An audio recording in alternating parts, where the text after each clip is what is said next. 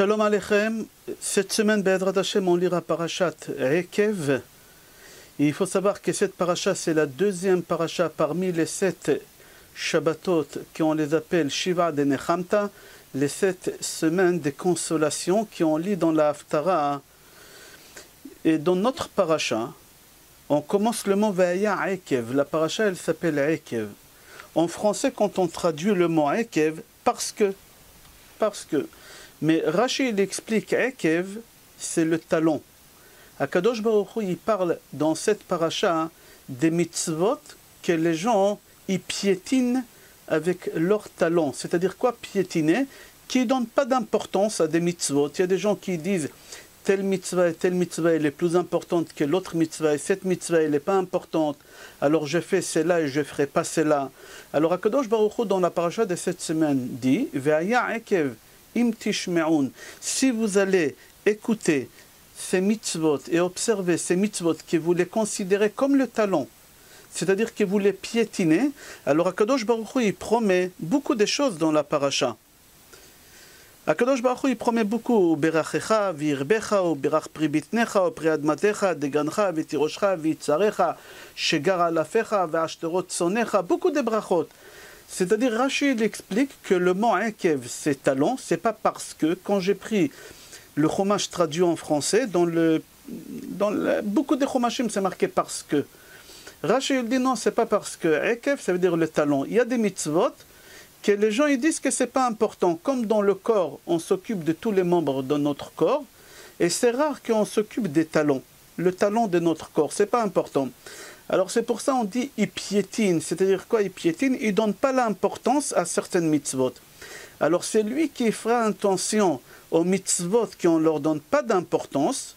Alors Akadosh Baruch Hu, il va lui donner tous les brachot qu'on lit ici au début de la paracha.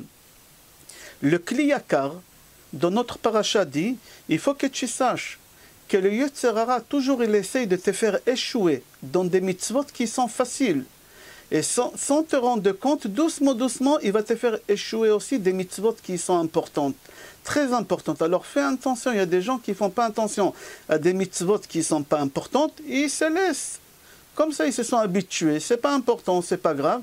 Alors le Kli Yakar, il faut que tu saches qu'il faut que tu fasses des efforts, il faut que tu fasses attention aux mitzvot que tu ne leur donnes pas d'importance à tes yeux, ils ne sont pas importants, et on va expliquer tout à l'heure quel mitzvot.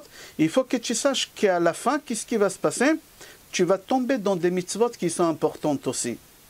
Et lui, il appelle ça le Baal HaTurim, il appelle ça, c'est comme un serpent qui vient, qui mord quelqu'un dans le talon, et la personne qui a eu cette morsure, il ne se rend pas compte, il dit c'est pas important. Mais doucement, le venin monte à la tête, au cerveau, et il paralyse la personne et la personne meurt. Il dit, le Baal HaTurim, c'est exactement, à partir du moment que tu négliges des mitzvot qui sont importantes, tu ne vas pas te rendre compte, ce serpent-là qui t'a mordu, que c'est le Yetzer Hara, le mauvais penchant, qui te dit c'est pas important, à la fin un jour tu vas te rendre compte que tu es paralysé et tu vas mourir. Tu ne feras pas les mitzvot aussi qui sont importantes. Alors il faut faire très attention. Alors il dit le Baal HaTurim, il faut que tu saches que quand on parle ici de serpent, le Yetzer Hara, on l'appelle serpent. Même Hachem, il l'appelait le Yetzer Hara. Le serpent, Hachem, il l'appelait Ekev. On va voir tout à l'heure où Hachem, dans la Torah, il appelait le Yetzer Hara, il l'a appelé Ekev. Alors si la paracha ici, elle utilise le terme Ekev, talon, c'est-à-dire qu'on parle de serpent. Que le serpent, il vient, sans te rendre compte, il te mord, et toi tu dis, c'est pas important, mais le venin, il va monter doucement, et il va te paralyser, il va te tuer. Le serpent ici, c'est qui? C'est le Yetzer Hara, le mauvais penchant, qui Hachem il l'appelait dans Sefer Bereshit, Ekev. On va continuer, on va voir ce qu'il dit le Rav Pinkus. Rav Pinkus, dans son livre qui s'appelle Tiferet Shimshon, il dit, viens, je vais te donner un exemple d'une des mitzvot que les gens ne connaissent pas. Et cette mitzvah, elle est écrite dans Shulchan Aruch, Siman Bet, la façon qu'il faut s'habiller le matin. Il y a des façons, on ne s'habille pas comme on veut. Est-ce qu'on fait rentrer d'abord le bras droit dans la chemise et après le bras gauche? Mais ici, Rav Pincus il ramène la mitzvah, comment on doit mettre les chaussures, comment on doit chausser les chaussures le matin. Et c'est une halakha, et les gens ne connaissent pas cette halakha-là. Alors, je l'ai à l'intérieur dans Shulchan Aruch, Maran Bet Yosef, Siman Bet. In'ol min'al yamin techila. D'abord, il faut mettre le pied droit, il ne faut pas faire les lacets. Après que tu as mis le pied droit dans la chaussure, il faut mettre le pied gauche, et tu fermes le lacet gauche. Comme les tefilines ils sont dans la main gauche, alors c'est un pense bête. Alors tu dois d'abord fermer le lacet de pied gauche, comme les tefilines ils sont à gauche. Et après que tu as fini de fermer les lacets de pied gauche, tu vas fermer le lacet de pied droit.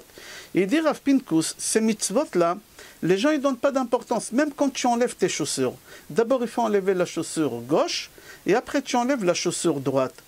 Alors il dit, les gens, ils négligent, c'est une mitzvah qu'on ne lui donne pas d'importance. Cette mitzvah, des gens, ils piétinent cette mitzvah. Et c'est une mitzvah importante, comme tous les autres mitzvot, puisqu'elle est écrite dans Shulchan Aruch, Maran Shulchan Aruch. Il faut savoir que Chazal, nos sages disent, jamais il faut regarder la grandeur de la mitzvah. Il faut regarder la grandeur de la personne qui t'a dit de faire cette mitzvah-là. Et qui c'est cette personne qui t'a dit de faire cette mitzvah? C'est Akadosh Baruch Hu. Mais lo kol haaretz kevodo. Akadosh Baruch Hu, il n'y a pas plus grand qu'Akadosh Baruch Hu. Alors ne regarde pas la taille de la mitzvah, Chachamim disent, nos sages disent. Chachamim disent, il faut que tu regardes la grandeur de la personne qui t'a ordonné de faire cette mitzvah. Et qui t'a ordonné de faire cette mitzvah? C'est Akadosh Baruch Hu. Je vais raconter une histoire que j'ai entendue quelque part. Qu'il y a en Israël quelqu'un qui l'a fait autostop. Il a fait l'autostop, c'était quelqu'un pas religieux du tout, même détaché de la religion. Il n'avait aucune connaissance dans la religion. Et c'est quelqu'un qui s'est arrêté, c'était un religieux. Ils ont commencé à rouler, et le soldat qui est monté dans la voiture, c'est autostoppeur, qui est monté dans la voiture, il a vu que devant lui, il y a un livre qui s'appelle Shulchan Aruch. Nous tous, on sait que Shulchan Aruch, ça veut dire les livres des lois. Shulchan Aruch, table dressée. C'est-à-dire, Maran, il a écrit le Shulchan Aruch très facilement. C'est comme une table qui est dressée, il te reste uniquement à manger. Maintenant, ce soldat-là, ce autostoppeur, pardon, qu'il était loin de la religion, il ne connaissait pas ce livre Shulchan Aruch. Lui, il a cru que c'est un livre de cuisine. Alors, il a pris pour feuilleter, pour voir à l'intérieur. Il commence à lire, et il voit que c'est intéressant, c'est des lois. Il lit, au milieu, comme ça, sur la route, il a commencé à ouvrir une discussion avec le chauffeur qui était religieux. Et là, ça l'intéressait beaucoup la religion, il lui a posé des questions, le chauffeur il lui a répondu, il a beaucoup aimé. Après qu'il est arrivé à la destination, il a voulu descendre, le soldat dit au chauffeur, donne-moi une loi, qu'elle n'est pas obligatoire, que personne ne va se rendre compte que j'ai fait cette mitzvah-là, et j'aimerais essayer de la faire, je vais commencer par là et on va voir à quoi ça va amener. Alors le chauffeur il a dit, je vais te donner une mitzvah facile, pas beaucoup de gens ils la connaissent, et tu peux la faire tous les jours et personne ne va se rendre compte. Tous les jours tu mets des chaussures. Alors viens, fais cette mitzvah là, d'abord commence par la chaussure droite, après chaussure gauche, tu fermes le lacet des chaussures gauche, après tu fermes le lacet des chaussures droite. Personne ne va se rendre compte. L'autostoppeur il a dit, il n'y a pas de problème, Kibalti, j'ai accepté. Ce soldat, il arrive à sa base, et il a fait comme il a promis. Un jour, il devait aller vite voir le responsable. Et tellement il a fait vite qu'il a oublié de mettre les chaussures comme il faut. Qu'est-ce qu'il a fait? Il s'est retourné tout de suite dans sa chambre, il a enlevé les chaussures et il les a mis comme il faut. D'abord droite, après gauche, il a fermé le lacet gauche, après il a fermé le lacet droite. Et au moment qu'il est arrivé devant le commandant il lui dit, pourquoi tu as tardé autant? Il a dit, j'avais un problème avec mes chaussures, les lacets, j'arrivais pas. Il lui a raconté une histoire. Le commandant, il s'est fâché. Il a dit, écoute, normalement, on doit sortir ce soir, faire une opération très très importante. Tu ne feras pas partie. Tu ne feras pas partie. Ce soldat, il était très déçu parce qu'il a voulu participer à cette opération, parce qu'ils l'ont préparé pendant des mois et des mois. Et en fin de compte, le soldat, il est resté dans la tente, et il n'a pas pu participer. Et tous les soldats, 73 soldats israéliens, ils ont monté dans deux hélicoptères de combat, Et ils ont commencé à voler. Et en plein vol, ils se sont cognés. Un accident, tous les 73 soldats, ils sont morts. La date qui s'est passée, c'est le 4 février 1997. 73 soldats parachutistes israéliens avec les pilotes et les copilotes, ils sont morts sur un village qui s'appelle Sh'ar Yeshuv. Ces soldats-là, comme ça j'ai entendu, parce qu'il a observé cette mitzvah, il a eu la vie sauve. Je ne veux pas rentrer maintenant dans les polémiques, comment on peut dire une chose pareille, etc. Mais j'ai dit qu'est-ce que j'ai entendu.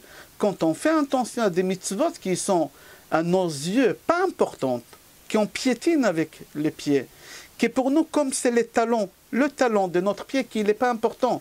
Il n'y a pas beaucoup de gens qui font entretenir le talon. Il y a des gens à un certain âge, ils prennent quelque chose pour gratter, etc. Mais quand on est jeune, on ne fait pas attention. Alors c'est la même chose les mitzvot. Il y a beaucoup de mitzvot qu'on ne fait pas attention, qu'on piétine. Comme le talon, il n'est pas important à nos yeux, comme ça, ces mitzvot, ils ne sont pas importantes. Alors dans la paracha, on va lire Be'ezrat Hashem ce Shabbat, Ve'aya, et ça sera Ekev, תשמעון את המשפטים האלה ושמרתם ועשיתם אותם ושמר אדוני אלוהיך לך את הברית ואת החסד אשר נשבע לאבותיך ואהבך וברכך וירבך וברך פרי בטנך ופרי אדמתך דגנך ותירושך ויצהרך שגר על אפיך והשתרות צונך. Beaucoup de brachot à des personnes qui vont faire attention à des mitzvot qui à nos yeux ils ne sont pas importantes. Je vais donner un exemple des mitzvot qui ne sont pas importantes aux yeux des gens, du Talmud. C'est rapporté dans Gemara Yoma, page 83, Pei Gimel Amud Bet. Là-bas, la Gemara, elle raconte une histoire qu'elle est connue, mais je vais la raconter quand même vite. Là-bas, la Gemara, elle raconte qu'il y a 3 rabbanim qui ont parti ramasser de l'argent chacun pour sa yeshiva. Rabbi Meir Baalanes, Rabbi Yehuda et Rabbi Yossé. Ils ont parti ensemble pour ramasser de l'argent. Et à l'époque, quand on partait ramasser de l'argent, c'était pour 6 mois, 7 mois, 8 mois, parce qu'ils n'avaient pas les moyens de transport. Et quand ils ont fini de ramasser l'argent, ils avaient chacun une belle somme sur lui. Ils étaient sur la route de retour. Et c'était un vendredi, Shabbat il va rentrer, chacun il avait une grande somme d'argent. Ils ne savaient pas où garder l'argent. Où cacher l'argent, ils ne peuvent pas garder sur eux, c'est Shabbat il va rentrer. Alors les rabbanim, ils ont vu que le patron de l'auberge, il était religieux avec une barbe, un kippa, un chapeau. Ils ont dit pourquoi pas, on va lui donner. Rabbi Yehuda et Rabbi Yossé, ils lui ont donné. Rabbi Meir Baalanes, il a dit, moi j'ai fait attention à des choses que les gens ne font pas attention. Moi j'ai fait attention au prénom des gens. Et par rapport au prénom des gens, je sais si la personne elle est honnête, oui ou non. Moi je ne fais pas confiance à la barbe. Je ne fais pas confiance au chapeau ni à la kippa. Il est parti demander au patron de l'auberge le prénom, et il lui a dit, je m'appelle Kidor. Et dans la Torah, c'est marqué Kidor ta'apuchot tehema. C'est quelque chose de pas bien. Il a dit, ben si c'est comme ça, Rabbi Meir Baalanes, il a dit, je ne lui donne pas mon argent. Rabbi Yehuda et Rabbi Yossé, ils lui ont dit, non, ça va, on ne va pas maintenant, ils lui ont donné l'argent. Et Rabbi Meir Baalanes, il a dit, je préfère cacher mon argent au cimetière, personne n'y va toucher cet argent. Les morts, ils ne vont pas voler. Il est parti au cimetière, sans se rendre compte, c'était un cimetière non juif. Il a creusé un trou, il a mis l'argent là-bas. Il est rentré à l'auberge. Shabbat Baruch Hashem, ça se passe bien. Samedi matin après Shachrit, les gens ils sont attablés. Et ce barbu-là, avec sa grande kippa, il est en train de servir la daf à tout le monde. Et en plein milieu, il a dit aux rabbanim qui étaient là-bas, j'aimerais vous poser une question. Cette nuit, j'ai fait un rêve. Et dans les rêves, je rêvais que mon père il est venu chez moi et il m'a dit qu'il y a un barbu qui a caché une très grande somme dans sa tombe. Et il m'a dit de venir chercher l'argent, de prendre l'argent. Est-ce que d'après vous, un rêve est vrai, pas vrai? On peut croire à cette chose-là. Rabbi Meir Baalanes, il a compris que c'est le papa de ce barbu. Et Rabbi Meir Baalanes, tout de suite, il avait peur que ce bonhomme, il aille Shabbat chercher l'argent. Il lui a dit, écoute, les rêves de vendredi, ils sont faux. Ne fais pas attention, il ne faut pas tenir compte. Alors, ok. Motzei Shabbat, Rabbi Meir Baalanes, il a récupéré son argent. Quand il arrive à l'auberge, il voit que Rabbi Yehuda et Rabbi Yossé sont en train de pleurer. Il leur dit, pourquoi vous pleurez? Ils lui ont dit, tout simplement, qu'il nie qu'on lui a donné l'argent. Et on a perdu tout l'argent. Il leur a dit, ne vous inquiétez pas, laissez-moi faire. Qu'est-ce qu'il a fait Rabbi Meir Baalanes? C'est rapporté dans la Gemara que Rabbi Meir Baalanes, il a pris ce patron d'auberge dans un bar. Et il lui a fait boire du vin. Et au moment qu'il a bu du vin, Rabbi Meir Balanès, il attendait qu'il soit un peu saoul pour lui faire retirer des paroles pour pouvoir récupérer l'argent. Mais il n'a même pas eu le temps de le rendre saoul, qu'il a vu que sur sa barbe, il y a des restes de la nourriture que ce bonhomme il a mangé. Alors Rabbi Meir Balanès, il dit à Rabbi Yehuda et à Rabbi Yosef, venez. Il est parti chez sa femme, chez la femme de ce patron d'auberge. Il a dit à la femme, madame, votre mari a dit que vous allez nous rendre notre argent qu'on lui a donné. Et la preuve, il a dit que vous avez mangé à midi tel plat et tel plat. La femme, elle a cru et elle leur a donné l'argent parce que personne ne savait qu'est-ce qu'ils ont mangé à midi. Ils ont pris l'argent et ils sont partis. Rabbi Meir, Rabbi Yehuda et Rabbi Yossi, ils sont partis. Le patron de l'auberge, quand il arrive à la maison, et sa femme, il lui dit, écoute, j'ai donné l'argent comme tu as demandé, mais pourquoi tu as fait une chose pareille? Mais ils m'ont donné un signe. Qui savait qu'on a mangé aujourd'hui tel plat? Là-bas, la Gemara dit, comment ça se fait que ce bonhomme, il a eu des restes dans sa moustache? Comment ça se fait? Pour la simple raison qu'il n'a pas fait une mitzvah que beaucoup de gens ne font pas. Il y a une mitzvah que les gens négligent. C'est quoi la mitzvah? Ça s'appelle Maïm Achronim. Il y a Maïm Rishonim et Maïm Achronim. Maïm Achronim, quand on a fini le repas, avant de faire Birkat Hamazon, on doit mouiller les doigts et avec le reste de peu d'eau, pas beaucoup d'eau, il ne faut pas faire beaucoup d'eau, il faut faire très attention, on doit essuyer la moustache. C'est une halakha, mais les gens ne font pas attention. Il y a des gens qui y font, mais qui ne nettoient pas la moustache. Si lui, il aurait fait attention à cette mitzvah que les gens y piétinent, il ne serait pas arrivé à ce qui serait arrivé. Il a tué sa femme. De honte, il s'est suicidé après. C'est-à-dire à cause des mitzvahs, que nous, on ne la prend pas avec une importance comme il faut. La personne, elle a tué sa femme, il s'est suicidé. Comme ça, la Gemara, elle raconte. La même Gemara, elle rapporte une autre histoire, quelque chose qu'on ne donne pas d'importance. Qu'on ne donne pas d'importance, il faut donner d'importance. Maïm Rishonim et Chilo Chazir. Maïm Rishonim, c'est quand on mange du pain. Avant de manger du pain, on est obligé de prendre le keli, remplir avec la main droite, on passe à la main gauche, et on verse 3 fois bien, et après 3 fois bien, et on fait la bracha comme il faut, et on fait un Motzilechem min haaretz après. La Gemara, elle raconte qu'à l'époque, ils ont interdit aux Juifs les restaurants kasher. C'était interdit, ils n'avaient pas le droit.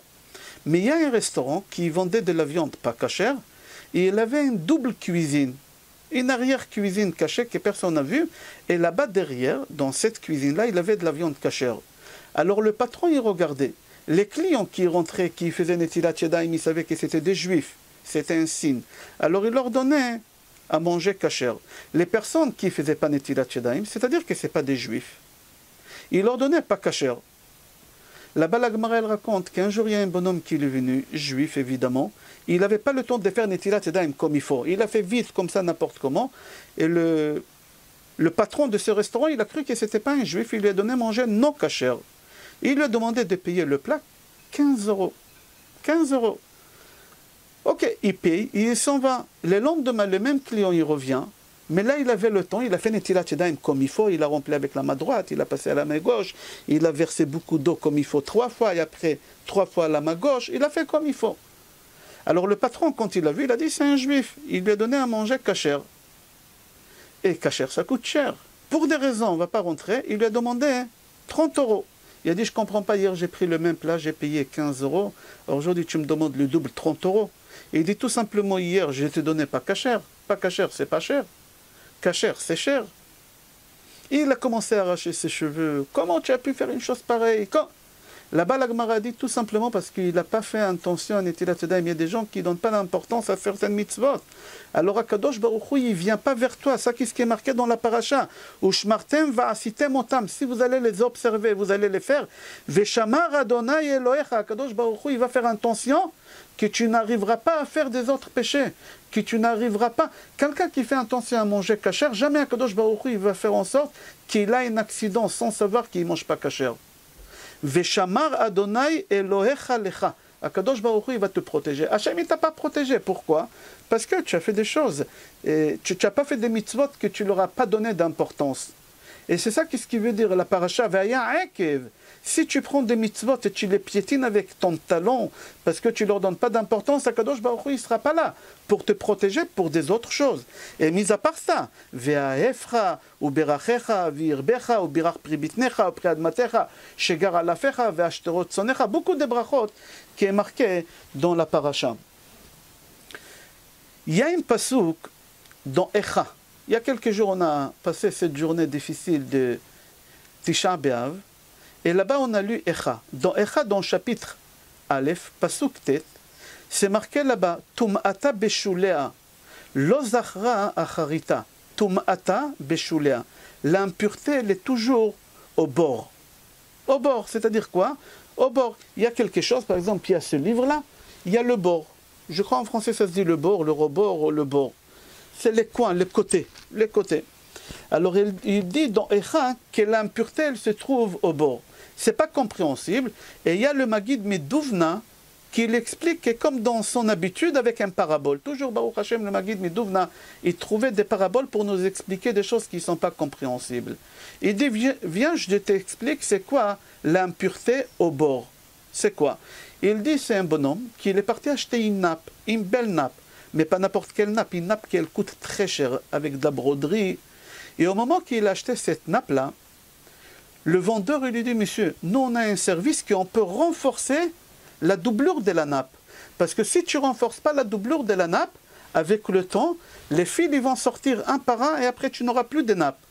Le bonhomme il a dit, non, j'ai pris la meilleure nappe, la plus belle, elle est solide, j'ai pas besoin, merci. Il n'a pas voulu faire l'ourlet de bordure de cette nappe-là. Il a acheté cette nappe, il l'a mis à table. Et avec le temps, les mois et les mois, la machine à laver, les fils, ils ont commencé à sortir. Et Baruch Hashem, il a ses 10 enfants autour de la table, et chacun, il voit qu'il y a des fils, et chacun, il tire un fil pour savoir à quoi ça amène. Et avec le temps, chacun, il tire par-ci, par-là, et à la fin, il s'est retrouvé, pas avec une nappe, avec une file au centre de la table.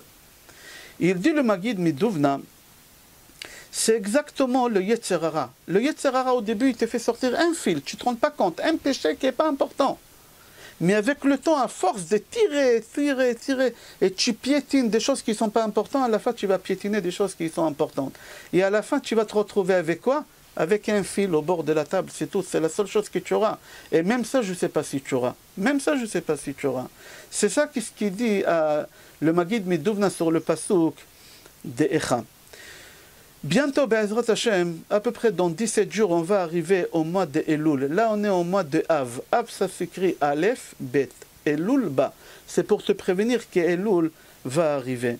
À partir déjà de Tou Be'av, là, Be'ezrat Hashem, demain, on va être la fête de Tou Be'av. Tou Be'av, c'est le 15 du mois de Av. On peut déjà se souhaiter, c'est une mitzvah pas importante, mais c'est une halakha. On peut se souhaiter déjà un à l'autre. Ktiva vachatima tova, que tu seras inscrit et tamponné dans le livre de la vie. Il dit à Gaon Mivina que la valeur numérique de que tu seras inscrit et tamponné dans le livre de la vie, c'est 928, c'est la même valeur numérique que Chamisha Asar Be'av. Je répète, Chamisha Asar Be'av, c'est la même valeur numérique de Ktiva vachatima tova. 928. D'ici, on apprend une halakha que les gens ne connaissent pas, ils ne font pas attention, qu'à partir de 15 av, on peut se souhaiter un à l'autre, c'est une mitzvah. Mais personne ne l'a fait. Pourquoi? Parce que c'est des mitzvot qui en piétinent, qui n'en donnent pas d'importance, et c'est des mitzvot qui sont importantes. Il faut faire très attention. Il dit, le Maguid Midouvna, il faut que tu saches, c'est quoi Yom Hadin, Rosh Hashanah? Et il dit, c'est comme les élections. Les élections, il y a plusieurs personnes qui se présentent pour être président, et il y en a un parmi tout le monde qui sera sélectionné. Et il dit à Rosh Hashanah, Kadosh Baruch Hu, il va sélectionner parmi les gens qui va quitter ce monde-là, Chas v'Shalom, et qui va rester. Il dit à Gaon Mivina, c'est pour ça, tu dois faire tout ton possible d'être sélectionné à rester cette année ici, et ne pas être sélectionné parmi les gens qui vont partir. Comment? Le plus de mitzvot que tu peux faire, plus tu auras de chances à rester encore cette année dans ce monde avec nous, que Chas v'Shalom, tu seras sélectionné de quitter ce monde-là. Il ne faut pas piétiner des mitzvot que nous, on croit qu'ils ne sont pas importantes. Et ils sont importantes. Pourquoi? Parce qu'Akadosh Baruch Hu, il dit dans la paracha Ekev, Ekev, c'est le talent, c'est des mitzvot que tu piétines avec ton talent. Ils sont importantes. Akadosh Baruch Hu, il va te donner des brachot, comme c'est marqué dans la paracha. J'ai trouvé Rabbeinu Bechaye qui rapporte un midrash, et il dit, Ve'aya ekev tishme'un. Rabbeinu Bechaye, il dit que le midrash dit, ekev, c'est le talon. Le talon. Et il dit que le talon, c'est la fin du corps. Et ici, lui, il parle des tzadikim à la fin de temps. À la fin, quand ils vont quitter ce monde-là, après 120 ans, c'est là-bas qu'Akadosh Baruch Hu, il va leur donner tous les salaires qui s'est marqué. Ekev, c'est la fin du corps. Et il dit, Rabbeinu Bechaye au nom des Midrash, qu'Ekev, ici, Akadosh Baruch Hu, il dit, il faut que tu saches, à la fin de ta vie, après 120 ans, si tu as fait attention à des mitzvot qui sont, à tes yeux, pas importantes, que les gens en général y piétinent, sache que je vais te donner un salaire dans le monde éternel. Ici, on n'est que passagers. Si on aura le temps, on va expliquer à la fin. Alors, il dit, Rabbeinu Bechaye, dans ce midrash, c'est marqué que ça veut parler des gens qui, à la fin du temps, ils vont toucher leur salaire, ou des gens qui ne font pas attention à des mitzvot qui sont, à leurs yeux, pas importantes. Akadosh Baruch Hu, il leur paye dans ce monde. Akadosh Baruch Hu, il leur paye dans ce monde. Chez les tzadikim, comment c'est marqué dans Tihilim, chapitre 94, Tzadik Dalet, Ve'acharav kol ish relev. Acharav, à la fin, c'est-à-dire le talent, kol ish relev. Tous les gens qui ont fait attention à des mitzvot qui à leurs yeux, ils n'étaient pas importantes, mais ils ont fait très attention comme s'ils étaient importantes, Akadosh Baruch Hu, il va leur payer. Mais celui qui n'a pas fait attention, Akadosh Baruch Hu, chas v'shalom, c'est marqué au Meshalem le sonav al panav. Panav, c'est le visage. C'est-à-dire, tout de suite, Akadosh Baruch Hu, il ne paye pas à la fin, tout de suite. Il y a beaucoup de gens qui ne font pas attention à des mitzvot, et Baruch Hashem, tout va bien pour eux. Ils ont une femme en bonne santé, des enfants en bonne santé, l'affaire, elle roule bien. Akadosh Baruch Hu, il leur paye al panav, ici dans ce monde-là. Il dit le Baal HaTurim, Ve'aya ekev. Comment on écrit ekev? Aïn, kof et bet. La valeur numérique des Aïn 70, kof c'est 100 et bet 2. Ça fait 172. Alors il dit, si tu prends les 10 commandements dans Sefer Shemot, dans Parashat Yitro, pas ce qu'on a lu Shabbat dernier, dans Parashat Vaïtranan, on a lu aussi les 10 commandements. Mais moi je parle ici dans les le premier commandement. Il dit, si tu comptes combien de mots, il y a 172 mots dans les premières étapes de la loi qu'on a reçues, dans Parashat Yitro. Alors ici, il dit le Baal Turim, Ve'aya ekev, si tu feras attention, ekev aux 172 lettres qu'il y a dans les 10 commandements, que c'est les 613 mitzvot, que pour toi ils seront égales à tes yeux, il n'y a pas important, moins important, alors il faut que tu saches qu'Akadosh Baruch Hu, il va te récompenser. Comment c'est marqué? Si tu feras attention aux 172 mots qu'il y a dans les 10 commandements, les premiers 10 commandements, alors Rav Tufra Asher Tzafanta. C'est-à-dire Akadosh Baruch Hu, il va te donner les récompenses comme on va lire dans la paracha de cette semaine. Il continue le Baal HaTurim. Si tu prends le pasuk, le premier pasuk de la paracha, et tu lis combien de mots il y a, Ve'aya, Ekev, Tishme'u, etc., il y a 20. Il dit pourquoi 20? Il y en a 10 pour te dire pour les 10 commandements, et il y a 10 pour autre chose. Le premier 10, il dit, je l'ai à l'intérieur, le Baal HaTurim. Il dit que Neged Aseret Adibrot Sheyesh Baem Ekev Tevot. Et il dit les 10 premières lettres qu'il y a dans le pasuk chez nous, il parle ici de quoi? Par rapport aux 10 commandements, dans les 10 commandements, il y a 172 mots. Et les deuxièmes 10 commandements, il vient de te parler de quoi? Des 10 épreuves qu'il a eues dans la vie. Il a eu 10 épreuves dans sa vie. C'est lui qui l'a dévoilé à Hachem à l'âge de 3 ans. Marque chez toi le chiffre 3. Il y a quelqu'un qui l'a dévoilé à Hachem à l'âge de 3 ans. Et il a vécu jusqu'à quel âge? 175 ans. Si tu retires des 175, 3, il te reste combien? 172. C'est lui qui l'a observé, les 172 mots qu'il y a dans les 10 commandements. C'est qui? C'est Abraham Avinu. Alors les 10 deuxièmes, ça parle d'Abraham Avinu, qui l'a dévoilé à Hachem à l'âge de 3 ans. Et il a vécu 175 ans, tu retires les 3 ans qu'il n'a pas connu encore Hachem, il a connu Hachem pendant 172 ans, c'est exactement les 172 mots qu'il y a dans les premiers 10 commandements dans Parashat Yitro. Dans Parashat Chayei Sarah, c'est rapporté le mot Ekev, mais à l'envers. Ekev à l'envers. Dans Sefer Bereshit, chapitre Chav Dalet, Pasuk Chav Bet. ויהי כאשר כילו הגמלים לשתות, ויקח האיש נזם זהב בקע. בקע c'est à l'envers דעקב, בית, קוף, עין, משקלו, ושני צמידים על ידיה, 10 זהב משקלם. Ici, la paracha nous raconte qu'Eliezer, le serviteur d'Abraham, quand il est parti chercher une femme à Yitzhak Avinu, au fils de son patron Abraham, quand il a rencontré Rivka pour la première fois, il lui a donné des cadeaux. Et c'était des codes. C'est quoi les cadeaux qu'il lui a donnés? Nezem Za'av. Nezem, c'est un genre de boucle d'oreille, mais qu'on mettait dans le nez, en or. Beka Mishkalo. Le poids, il pesait Beka. 172. Ou Shnetz Midim, il lui a donné 2 bracelets. Asara Za'av Mishkalam, qui pesait 10 Za'av. C'est des codes tout ça qu'Eliezer il voulait dire à Rivka. Et Rashi, il interprète là-bas sur place, j'ai donné les références, il interprète c'est quoi? Il dit comme ça Rashi là-bas. Shnetz Midim, les 2 bracelets, il voulait lui faire parler de quoi? Les 2 tables de la loi. Asara Za'av, il voulait lui dire que dans les 2 tables de la loi, il va y avoir là-bas quoi? Il va y avoir là-bas les 10 commandements. Et le Rokeach dit, et tout ça, ça vient de parler de quoi? Ça vient de parler des Ekev Tevot qu'il y a dans les 10 commandements. Que Eliezer, il voulait dire à Rivka, il faut que tu saches que tu vas épouser la personne qui va ramener au monde ce peuple-là qui va recevoir les 2 bracelets, c'est-à-dire les 2 tables de la loi, qui à l'intérieur, il va y avoir les 10 commandements, et les requêtes dit, et que dans les 10 commandements, il y a Beka. C'est quoi Beka? Le poids qu'il voulait lui donner, c'est pas n'importe quel poids, il lui a donné un poids de 172, qui à l'intérieur, il y a 172 mots. Ok, on continue dans Sefer Bereshit, un chapitre plus loin, chapitre 25, Pasuk 25. Là-bas, la Torah elle nous raconte la naissance de Yaakov et de Esav. C'est marqué Vayetze Arishon Admoni kulo ke'aderet shi'ar vayikreu et shemo Esav. Et après qui est sorti, Yatsa achiv veyado ochezet be'akev Esav. La naissance de Esav et Yaakov, comment c'est marqué? Que le premier il est sorti roux et celui qui est sorti derrière lui, il a tenu le talon, Akev, comme Beka.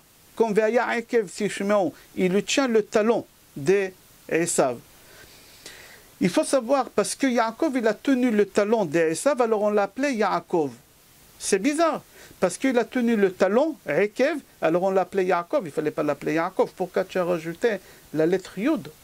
Il fallait l'appeler Ekev, talon. C'est la question du Zohar HaKadosh. Et Zohar HaKadosh, il répond, il dit non. Il faut que tu saches que Ekev, ça ne veut pas dire le talon. Ekev, ça veut dire Esav. Esav, ça symbolise le mal. Esav, ça symbolise le Yetzer Hara. Esav, ça symbolise le serpent. Nachash HaKadmoni, le serpent qui a fait glisser Chava et Adam Arishon.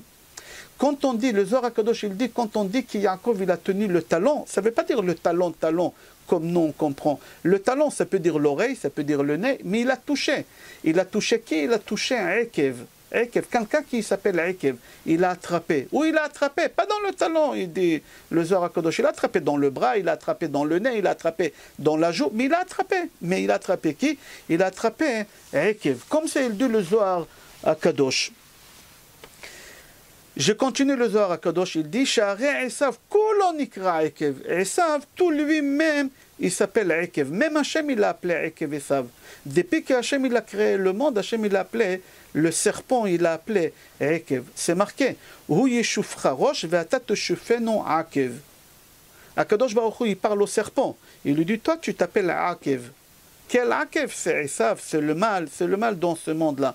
Il dit le Zohar HaKadosh Nikra Samech Mem Aleph Lamed. Le mal, j'aimerais pas citer le nom. Ici, il parle de qui? De Nachash HaKadmoni. Il parle ici du serpent. Venez, on va faire un résumé. Yaakov, il n'a pas tenu le talon. Yaakov, il a tenu quelqu'un qui s'appelle Ekev. On est d'accord? Et cette personne qui s'appelle Ekev, c'est Esav qui symbolise le serpent. Quel serpent? Le serpent Arishon. Nachash HaKadmoni, le serpent qui a fait glisser Adam et Chava. Il n'a pas attrapé dans le talon. Je trouvais dans le livre à Tzioni, il est écrit, et ce livre-là, Tzioni, il est écrit sur le Targum Rabbeinu Yonatan ben Oziel. Il dit, il faut que tu saches qu'Esav, il est né, dans son corps, il y a un tatouage, et pardon, pas dans son corps, dans sa jambe, il y a un tatouage d'un serpent. Esav, il est né tatoué. De quoi? Serpent. C'est-à-dire qu'Esav, c'est Ekev, c'est Nachash HaKadmoni, comme on a expliqué jusqu'à maintenant. Ashla Akadosh, Shte Luchot Habrit, il pose une question intéressante. Il dit, Ekev, tu as dit jusqu'à maintenant, c'est Esav. Alors si Ekev c'est Esav, pourquoi tu as appelé Yaakov, Yaakov? Pourquoi tu as appelé Yaakov, Yaakov? Si Ekev c'est Esav, pourquoi tu appelles Yaakov, Yaakov? Il répond à Shla Akadosh et il dit que d'après la Kabbale, la première lettre qu'il y a dans l'alphabet, c'est pas le Aleph. Parce que comment tu écris le Aleph? Le Aleph, d'abord, tu écris un Yod, et après un Vav, et encore un Yod à l'envers. Alors la première lettre que tu écris, c'est un Yod. La première lettre de l'alphabet, c'est un Yod. Alors, Ekev, on lui a mis avant lui, qui on lui a mis la lettre Yod? C'est la première lettre de l'alphabet. D'après la Kabbale, c'est la première lettre. D'accord? Alors il dit, Ekev, sans les Yod, Yaakov, sans les Yod, c'est Ekev. C'est le mal, c'est l'impureté. Quand tu rajoutes le Yod avant, que c'est les 10 commandements, d'accord, qui se trouve dans Ekev, qui dedans il y a les 172 lettres, alors il y a toute la Torah entière, il y a les 613 mitzvot qui se trouvent là-bas. Comme ça il dit, Ashla Akadosh. Il continue Ashla Akadosh, il dit, quand Eliezer, il a donné à Rivka le beka, le poids qu'on a parlé tout à l'heure, il voulait dire à Rivka, il faut que tu saches que beka, il y a quelqu'un qui s'appelle Beka, Esav, qui viendra de toi. Et mis à part ça, quand il lui a donné à Sarah Mishkalam, le Yud, il a dit, n'oublie pas qu'avec Beka, tu n'auras pas que le mal que tu vas ramener. Tu vas ramener aussi le bien, le Yud. Asara Mishkalam. Le Yud. Yud, c'est Eser. Asara Mishkalam. Comme ça, il dit Ashla Kadosh. Venez, on va voir quelque chose d'intéressant. Dans Mishnah Brachot, dans Perek Hei Mishnah Aleph, il y a une halakha. C'est marqué là-bas. En omdin litpalel ela mitoch koved rosh. Chassidim arishonim ayu shoim sha'a achat umitpalelim. כדי שיכינו את ליבם למקום, ואפילו המלך שואל בשלומו, si tu es au milieu de la Hamida, même s'il y a un roi qui vient et qui te demande bonjour, comment ça va, lo yashivenu, tu lui réponds pas, parce que tu es en train de parler avec le roi des rois, et il y a ici un roi être humain qui te parle, à qui tu donnes l'importance? Au roi Basar Vadam, il faut donner l'importance à Kadosh Baruch Hu, mais lo kol haaretz kevodo, en od milvado, il n'y a pas une autre puissance à part la puissance de Kadosh Baruch Hu. Elle continue la Mishnah et c'est cette partie de la Mishnah qui nous intéresse pour notre cours. C'est quoi? La Mishnah dit comme ça, Ve'afilu nachash karuch al akevo lo yafsik. Même s'il y a un serpent au milieu de la Hamida, il vient, il s'enroule autour de ton talon, tu n'arrêtes pas la prière. Là-bas, la Gemara, dans Brachot page Lamed Gimel, pose la question sur cette Mishnah. Amar Rav Sheshet, lo shanu ele nachash. Ici, la Mishnah, elle précise serpent. Pourquoi serpent? Pourquoi la Mishnah elle ne dit pas scorpion? Akrav. Pourquoi serpent? C'est-à-dire qu'il y a un sous-entendu ici. Et mis à part ça, il continue la Gemara, elle dit, et pourquoi c'est marqué à Akevo qu'il y a un serpent qui vient, qui se roule autour de son talon? Pourquoi c'est pas marqué autour de son bras ou autour de son cou? Pourquoi ils ont utilisé le terme talon? Pour te dire si le Yetzer Hara, que c'est le serpent, il vient au milieu de la prière, et il commence à te faire enlever l'importance de la tfila. Tu peux parler à la synagogue, il n'y a aucun problème, au milieu de la chazara, au milieu de la lecture, tu peux envoyer des textos, tu peux envoyer des SMS au milieu. Ça c'est le serpent, ça c'est le mal. Ça c'est le mal, ça c'est le nachash, qui vient, qui s'est fait commencer par des petites choses qui ne sont pas importantes, hein, qui vient, il s'enroule autour de ton pied. Alors elle dit comme ça la Gemara, il faut que tu saches que le serpent c'est le Sitra Achra, c'est le Yetzer Hara, c'est Esav. C'est le serpent, Akevo, Ekev, c'est le serpent, l'ancien serpent qui a fait glisser Adam et Chava.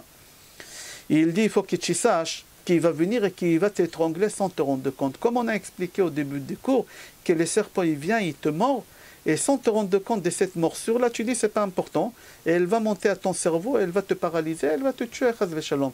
Tu vas commencer par des petits textos, regarder une seconde, parler un mot, passer une information importante à la synagogue, que les gens sachent, je suis le premier à annoncer, je suis le premier à connaître et à savoir.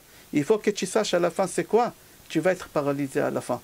Tu vas être paralysé, c'est ce qui se passe aujourd'hui. On est tous paralysés, on est tous enfermés à la maison, on ne peut pas sortir. Les synagogues, ils se sont diminués des 3 quarts Hashem Yatzilenu. On ne va pas rentrer dans ça. Alors dans notre paracha, ils nous disent faites attention. Ve'aya, ekev tishme'un, fais attention aux petites choses. Pourquoi? Parce que c'est ici où il y a ton piège. C'est ici où il t'attend, le serpent, pour te mordre sans te rendre compte. Je donne un exemple que les gens ils se posent des questions souvent. Surtout les Israéliens ils posent cette question. Si tu as remarqué qu'en Israël, quand tu passes là-bas Shabbat et tu demandes à quelle heure Shachrit de Shabbat, on te dit à 7h du matin. Tu dis à 7h du matin. Nous en France on a l'habitude, pas avant 8h30. Chez le Chabad à 9h30. Et quand c'est Shabbat Mevarchim, on lit tous les Télim, on commence à 10h, 10h15. C'est quoi ça? Shtamma, on commence comme ça aussitôt. Pourquoi en Israël on commence aussitôt? Alors on va comprendre que c'était une halakha. C'était une halakha très importante, mais les gens ils ignorent. Il faut savoir qu'entre la Première Guerre mondiale et la Deuxième Guerre mondiale, il y a beaucoup de Juifs qui ont fui l'Europe, ils sont partis vers les États-Unis. Et à l'époque, celui qui ne voulait pas travailler Shabbat, il a été licencié, on ne le gardait pas. Il fallait travailler Shabbat. Alors malheureusement, il y a beaucoup de Juifs qui n'avaient pas le choix, qui étaient obligés de travailler Shabbat. Alors qu'est-ce qu'ils ont fait? Avant d'aller au travail, ils faisaient Shachrit. Comme d'habitude, comme dans la semaine, Shachrit 7h moins quart lundi et 7h les autres jours de la semaine. Alors ils ont dit on va faire Shachrit à 7h du matin Shabbat au lieu de 7h moins quart, 7h. Et comme ça on a le temps d'aller au travail à 9h. Les rabbanim de l'époque, ils ont essayé de chercher des choses pour faire en sorte que les gens ne partent pas travailler Shabbat. Ils ont dit c'est possible qu'il y a des gens quand ils vont voir qu'on ne peut pas prier, alors ils vont dire je ne vais pas rater une prière pour le travail, alors je ne vais pas travailler Shabbat. Parce que celui qui ne travaillait pas Shabbat, il était licencié dimanche matin à la première heure. Il travaillait même dimanche, il travaillait 7 sur 7 à l'époque. Alors les rabbanim, ils ont instauré qu'à partir de maintenant, la prière pas avant 9h30. L'heure que l'usine, elle commence, pas avant 9h30. Et au Borough Park, c'était comme ça. Et ça a été gardé, et ça a été transmis par Chabad dans le monde entier. Mais en réalité, la source de cette halakha, c'était quelque chose de banal, pas important. Mais regarde comment c'est devenu important. Comment c'est devenu important? Ça a permis que beaucoup de Juifs ne vont pas aller travailler Shabbat. Ils ont préféré rester à la synagogue et prier à 9h30 et ne pas aller travailler. Des fois, des choses qui sont banales, que tu ne fais pas attention, c'est des choses qui sont importantes, qui ont fait sauver des milliers de familles juives qui ont resté à Derech HaKdusha ve'Atahara. C'est à méditer. C'est des choses qu'il faut méditer, à comprendre qu'il y a des choses qui ne sont pas importantes quand on coupe les ongles, avec quel ongle on commence. C'est une halakha aussi que les gens ne connaissent pas. Les gens ils coupent les ongles en ordre. Ce n'est pas comme ça qu'il faut couper. Il faut apprendre tous ces halakhot-là. On va rentrer Be'ezrat Hashem au mois de Elul. Chacun il doit faire un travail de conscience, à essayer de comprendre et à chercher quelle mitzvah il fait pas, quelle mitzvah il fait, quelle mitzvah il donne d'importance, quelle mitzvah il donne pas d'importance. Il y a beaucoup de gens qui font Birkat Hamazon par cœur. Bon d'accord, tu comprends, tu connais Birkat Hamazon par cœur. Rav Shach, il connaissait Birkat Hamazon par cœur, il n'y a pas aucun doute. Et un jour, et toujours il faisait dans le Sidour. Et un jour, le rebord de Sidour, il manquait un morceau. Il manquait un mot. Il a demandé qu'on lui ramène une autre Sidour pour ne pas faire un mot par cœur. On ne peut pas penser qu'il ne connaissait pas la suite, bien sûr qu'il connaissait la suite. Mais il n'a pas voulu. Et il y a des gens qui font Birkat Hamazon comme ça. Il y a des gens qui font Netilat Yadayim, Rishonim ou Achronim, comme on a expliqué, n'importe comment, pas d'après la halakha, ils ne font pas attention. Il y a des gens qui font Alenu Leshabeach, qui c'est une prière très importante. Chachamim, ils ont instauré Alenu Leshabeach au milieu de la tefila des jours importants. Rosh Hashanah, Kippour, on a Alenu Leshabeach. C'est-à-dire que c'est important. Il y a des gens qui ont rendu Alenu Leshabeach Tfilat Haderech, la prière de la route. Quand tu prends la voiture, tu fais la prière de la route, que tu arrives en bonne santé. Il y a des gens qui finissent à enlever les tefilines à kavé, et Alenu Leshabeach, ils les font déjà sur la route en marchant vers la voiture, où ils sont déjà dans la voiture. C'est absurde de faire une chose pareille. Il y a beaucoup de mitzvot qui font, et les gens ne font pas attention. Je vais ramener une Gemara et on finit avec ça. Gemara Eruvin, page nun dalet amud aleph. Amar Shmuel le Rabbi Yehuda. Rav Shmuel, il a dit à Rav Yehuda, pas Rabbi Yehuda, à Rav Yehuda. Shmuel, il a dit à Rav Yehuda, Shinana. Echol vechatif, sheti vechatif. Da'alma de azil, bet hilula ninhu. C'est-à-dire quoi? Shmuel, qui était âgé, il dit à Rav Yehuda, Shinana, Akadosh Baruch Hu, il t'a donné des dents solides. Chatif ve'achil. Tant que tu as les dents, tu peux manger, Tu peux croquer la vie à plein dents, comme on dit, alors croque la vie, profite de la vie. Khatif, arrache, mange, profite. Khatif veshati, khatif ve'achil, arrache, bois, mange, profite de ce monde-là. Akadosh Baruch Hu, il t'a donné. Kibet hilul adami, car ce monde-là, il est comparé à une salle de mariage. Où nous on est, c'est comme une salle de mariage. Et j'explique cette Gemara comme il dit à Chafetz Chaim. On peut comprendre cette Gemara-là de plusieurs manières. Si Akadosh Baruch Hu t'a donné la possibilité de profiter de ce monde et tu fais le radin et tu mets de l'argent de côté, Akadosh Baruch Hu t'a donné la possibilité d'aller dans un hôtel 4 étoiles. Pourquoi tu cherches un hôtel à 2 étoiles? Akadosh Baruch Hu t'a donné la possibilité de prendre un vol direct. Pourquoi tu prends avec correspondance? Akadosh Baruch Hu t'a donné la possibilité de kiffer, de profiter. Profite de la vie. Qu'est-ce que tu veux mettre de l'argent de côté, tu vas mourir, ta femme elle va épouser ton copain et c'est eux qui vont profiter de ton argent. C'est pas moi que j'ai dit ça, c'est la Gemara, c'est le Zohar aussi qui dit. Ta femme elle va profiter avec ton copain de ton argent après tes 120 ans. C'est ça, qu'est-ce que tu fais? Profite, on t'a donné, profite. Ça c'est une vision de la Gemara. À Chafetz Chaim il explique cette vision de la Gemara autre chose. À Chafetz Chaim il dit que ce monde-là c'est comme une salle de mariage. Remarque, quand tu arrives à une salle de mariage, quand tu arrives parmi les premiers, tu vois que tout brille à mille éclats. La table elle est dressée, les couverts ils sont propres, les verres à vin, ils sont en cristal, le verre à eau, tu vois tout est propre, magnifique, la clim est allumée, c'est agréable, il y a une petite musique, la vie elle est belle au début, quand tu es jeune, 17, 18, 20, 21, tu as la santé, Baruch Hashem. Khatif, profite tant que tu es jeune, faire des mitzvot, profite que tu as la possibilité de faire des bonnes choses. Pourquoi? Parce que ce monde-là, il est comparé à une salle de mariage. Plus la fête elle avance vers la fin, plus la salle, elle est sale, il y a de la saleté par terre. On éteint les lumières, les musiciens partent, les photographes ils partent aussi, il n'y a plus rien du tout. La vie c'est exactement la même chose. Tant qu'Akadosh Baruch Hu t'a donné la possibilité de mordre avec tes dents, de tenir ton corps avec tes pieds, parce qu'avec l'âge, tes pieds ne pourront plus tenir le corps. Tes yeux ne vont pas briller comme ils brillent aujourd'hui. Tu ne pourras pas voir comme tu as vu dans ta jeunesse. La musique que tu entendais dans la salle, qu'elle était belle, ce ne sera pas la même musique. Tu n'entendras pas. Tous ces appareils-là, ils ne vont pas fonctionner. Quand tu étais bébé, tu avais des couches. Quand tu es 3e âge, tu as des couches. Quand tu étais bébé, tu n'avais pas de cheveux. 3e âge, tu perds tes cheveux. Tu n'avais pas de dents, tu perds tes dents. Tu avais un youpalin, maintenant tu as un ambulateur, je crois que ça s'appelle en français. C'est exactement la même chose. Tu passes de poids A et tu retournes au poids A.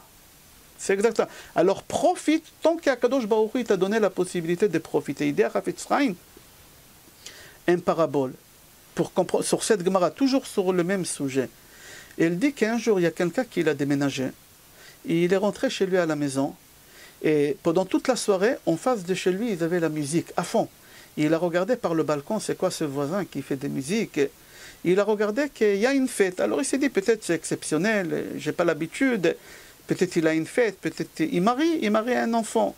Alors c'est pas grave. Ok, à 2h du matin, ils ont arrêté la musique. Le lendemain, rebelote. Alors le bonhomme, il regarde, il s'est dit, peut-être hier c'était le mariage, aujourd'hui c'est Sheva Brachot, je vais attendre. 7 jours passent. Et toujours il y a la musique. Il s'est dit, je ne comprends pas, les 7 jours ils sont passés. Qu'est-ce qu'il a ce bonhomme? Tous les soirs il fait les fêtes comme ça.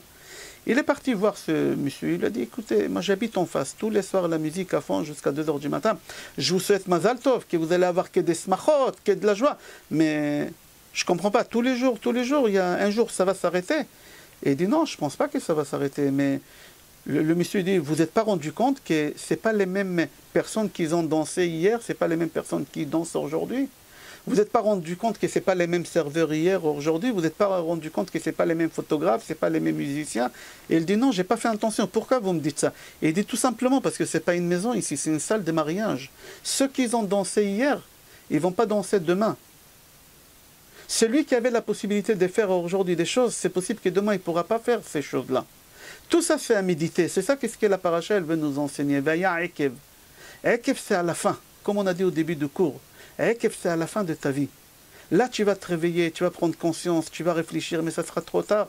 Le corps ne pourra pas fonctionner comme il a fonctionné quand tu étais jeune, quand tu avais la possibilité de faire des choses, c'est à méditer. Il ne faut pas faire piétiner des mitzvot qui à tes yeux ne sont pas importants.